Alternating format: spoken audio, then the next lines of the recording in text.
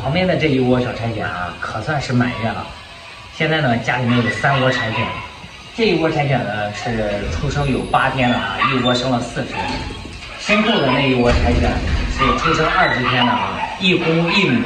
接下来呢，咱看看这3只刚满月的小狗品相怎么样。这一只小家伙睡着了，你相信吗？你看，我感觉它眼睛都闭着。哎呦，天哪，醒了哈！你看，睡觉的姿势横七竖八。你看，这一只，它们2个都是趴着的。来，咱先看看它的品相吧。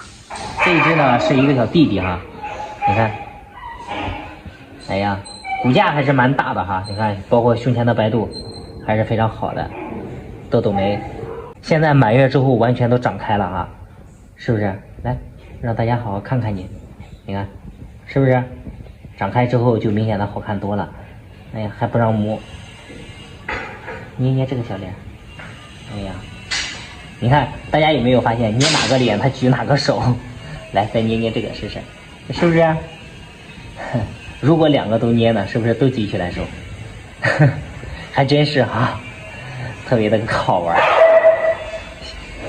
这一只呢是一个嫩的，也是吃的非常肥哈，摸着头，特别舒服，双层毛的。你看，就往这一躺，耍赖皮呢。